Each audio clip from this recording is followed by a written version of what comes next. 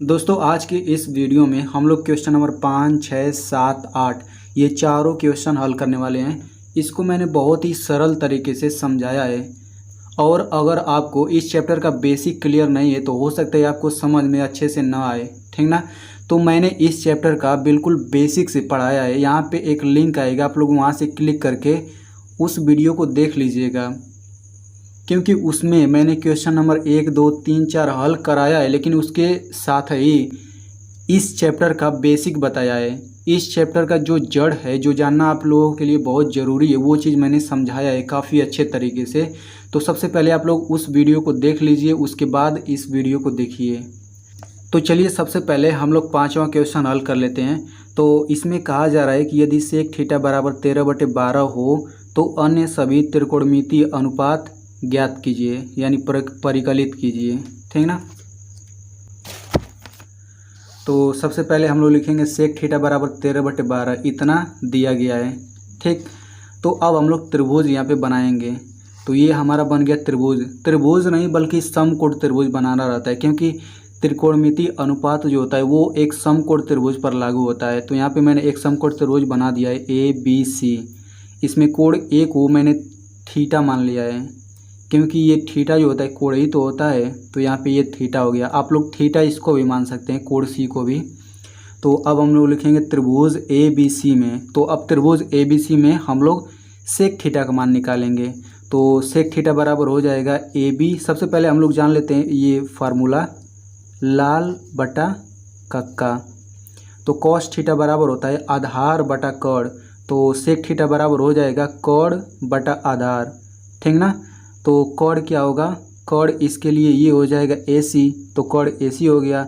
आधार हो जाएगा AB। आधार AB क्यों होगा, क्योंकि इसके सामने वाला कर्ण होता है। तो ये कर्ण हो जाएगा, तो आधार तो यही होगा ना। तो आधार हो गया AB। अब इसके बाद से देखिए सेक थीटा बराबर 13/12 हो गया और सेक थीटा बराबर इतना बटा इतना हो गया। तो अब हम लोग इन दोनों को बराबर कर सकते हैं। तो लिखेंगे इसलिए AC बटा AB बराबर 13/12, ठीक। अब हम लोग लिखेंगे यदि AC बराबर 13 के तो AB बराबर 12 के होगा, ठीक ना। जहाँ के ए धनात्मक पूर्णांक है, यहाँ पे जो के है ये एक धनात्मक पूर्णांक है, यानी कोई भी एक गिनती वाली संख्या है।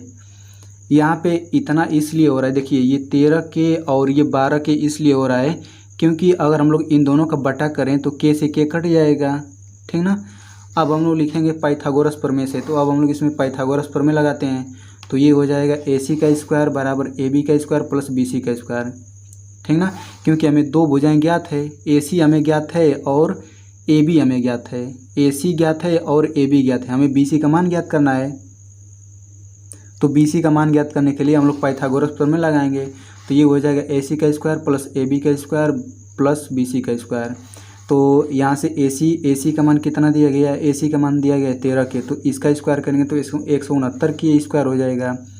AB का स्क्वायर, AB का मान 12 के, तो इसका स्क्वायर करेंगे 144 के स्क्वायर, फिर BC का स्क्वायर। अब इसको जब हल करेंगे तो हल करने के बाद इतना आएगा, BC बराबर रूट में 25 के स्क्वायर। तो BC बराबर हो जाएगा 5 के, क्योंकि 25 का वर्गमूल 5, के स्क्वायर का वर्गमूल के। तो इस तरीके से BC का मान भी हमें पता चल गया, ये है 5 के बराबर, ठीक। अब हम लोग अनुपात निकालते हैं, त्रिकोणमितीय अनुपात। तो सबसे पहले हम लोग साइन थीटा का मान निकालेंगे। तो साइन थीटा बराबर होता है लंब बटा कर्ण, ठीक ना। तो इस कोण के सामने वाला ही लंब होता है, तो इस कोण के सामने ये है, तो ये लंब हो जाएगा, कर्ण ये हो जाएगा, यानी कि 5 बटा 13 के। तो साइन थीटा बराबर हो जाएगा 5 बटा 13 के से के कट गया, 5/13 इसका आंसर हो गया। अब कॉस थीटा का मान निकालते हैं। तो कॉस थीटा बराबर होता है आधार बटा कर्ण, ठीक ना। तो इस थीटा के लिए आधार ये हो जाएगा, क्योंकि कर्ण ये है, लंब ये है, तो आधार इतना हो गया और कर्ण इतना हो गया। तो यानी कि 12 के ये होगा। तो 12 के से के कट गया, 12/13 इसका आंसर हो गया। अब हम लोग देखते हैं टेन थीटा। तो टेन थीटा बराबर होता है लंब बटा आधार, ठीक ना। तो इसमें आप लोग देख सकते हैं लंब ये होगा, आधार ये होगा, यानी कि 5 बटा 12 होगा। तो इस तरीके से ये आंसर आ जाएगा 5/12, ठीक। अब देखिए, अब कॉट थीटा की बात करें तो कॉट जो होता है टेन का उल्टा होता है। तो कॉट थीटा को हम लोग 1/tan थीटा लिख सकते हैं। तो जब tan थीटा का मान 5/12 है तो ये 12/5 हो जाएगा, ये पलट जाएगा। इसी तरीके से कोसेक थीटा साइन का उल्टा होता है, तो कोसेक थीटा बराबर 1/sin थीटा हो गया, और ये साइन थीटा का उल्टा कर देंगे 13/5, ठीक ना। तो इस तरीके से ये क्वेश्चन हल हो गया। चलिए बढ़ते हैं अगले क्वेश्चन की तरफ। तो छठे क्वेश्चन में कहा जा रहा है यदि कोण ए और कोण बी न्यून कोण हो जहाँ cos A बराबर cos B है, तो दिखाइए कि कोण A बराबर कोण B। तो ये क्वेश्चन जो है ये कई लोगों के लिए कठिन हो सकता है, लेकिन ये बहुत ही सिंपल है। मैं आपको समझाता हूँ काफ़ी अच्छे तरीके से। तो इस क्वेश्चन को हल करने से पहले हम लोग सबसे पहले ये जान लेते हैं कि समरूप त्रिभुज किसे कहते हैं। तो समरूप का मतलब होता है एक जैसे दिखने वाले दो त्रिभुज, तो उन दोनों को समरूप त्रिभुज कहते हैं। तो इन समरूप त्रिभुजों में एक कॉमन सी बात होती है, जैसे मान लीजिए यहाँ पे ये एक त्रिभुज है और बिल्कुल ऐसा ही ये त्रिभुज है, लेकिन साइज में थोड़ा सा बड़ा है, ठीक ना। तो ये दोनों एक दूसरे के समरूप, जैसे मान लीजिए ये साइज में दिखने में तो समरूप लग रहे हैं, लेकिन हम लोग कैसे जानेंगे कि ये दोनों समरूप हैं। तो देखिए समरूप होने के लिए क्या स्थिति होती है। तो समरूप होने के लिए इतना बटा इतना बराबर इतना बटा इतना बराबर इतना बटा इतना होना चाहिए। तो मान लेते हैं कि ये दोनों समरूप हैं, तो इस स्थिति में इनके भुजाओं के बीच क्या संबंध होगा। तो इनके बीच संबंध होगा, देखिए an, इस त्रिभुज में होगा an बटा इसमें हो जाएगा by बराबर इस त्रिभुज में कोण am हो जाएगा बटा इस त्रिभुज में कोण हो जाएगा bx, इस त्रिभुज में लंब होगा mn और इस त्रिभुज में लंब हो जाएगा xy। तो जब ये स्थिति आ जाती है तो ये दोनों एक दूसरे के समरूप कहलाते हैं। और समरूप का मतलब ये होता है कि ये कोण इस कोण के बराबर होगा, ये कोण इस कोण के बराबर होगा और ये कोण इस कोण के बराबर होगा, ठीक ना। तो आई होप आप इतना समझ गए होंगे। अब चलिए हल करते हैं इस क्वेश्चन को। तो सबसे पहले हम लोग लिखेंगे, देखिए इसमें दिया गया था cos A बराबर cos B क्वेश्चन में। तो यानी कि हम लोग जो cos A कोण है और जो B कोण है, हम लोग इन दोनों कोणों को दो त्रिभुज में बनाएंगे तभी तो समरूप दिखा पाएंगे। तो हम लोग लिखेंगे माना दो त्रिभुज MAN, यहाँ पे A कोण हो जाएगा और त्रिभुज XBY में यहाँ पे B कोण हो जाएगा, ठीक। अब देखिए दिया गया है cos A बराबर cos B, तो सबसे पहले इसमें हम लोग cos A का मान निकालते हैं। तो जब ये कोण है तो cos का फार्मूला क्या होता है, आधार बटा कर्ण। तो इसके लिए लंब ये हो जाएगा, तो लंब ये हो गया तो आधार इतना होगा, तो आधार an बटा कर्ण am हो जाएगा cos A। cos B के लिए हो जाएगा आधार by और कर्ण हो जाएगा bx, ठीक ना, इतना लिख सकते हैं। अब देखिए an गुणा bx इतना लिखेंगे, हम लोग तिरछा गुणा कर लेंगे तिर्यक, an इंटू bx बराबर इसका गुणा कर देंगे तो ये हो जाएगा am इंटू by, ठीक ना। अब इसके बाद से हम लोग देखिए निकालेंगे कैसे, an को यहीं पे रहने देंगे, यहाँ से by को भाग दे देंगे तो ये हो जाएगा an बटा by बराबर, और यहाँ पे am को हम लोग रहने देंगे और bx से नीचे भाग देंगे तो am बटा bx हो गया, यानी कि इतना बराबर इतना तो आ गया। अब इन दोनों को हम लोग k के बराबर लिखेंगे माना। अब देखिए मैंने यहाँ पे इतना बताया था ना कि ये इतने बराबर, ये तीनों अगर हम लोग बराबर दिखा दें तो दोनों त्रिभुज समरूप कहलाएंगे। तो यहाँ से an बटे by आ गया, am बटे bx इतना आ गया, हमें बस इसके बराबर दिखाना है। तो इसके बराबर हम लोग k लिख लेंगे, ठीक। k जो है कोई भी एक धनात्मक पूर्णांक हो सकता है, तो इसे हम लोग समीकरण 1 मान लेंगे। अब हमें ज्ञात करना है mn बटा xy का मान। तो सबसे पहले mn का मान ज्ञात करेंगे, ठीक ना। तो इसके बाद से देखिए ये हो जाएगा तो an, तो हम लोग इतने बराबर k करेंगे तो an बराबर हो जाएगा by के इसमें गुणा कर देंगे तो k इंटू by आ गया। वैसे ही am का मान निकालेंगे तो k इंटू bx आ जाएगा, ठीक।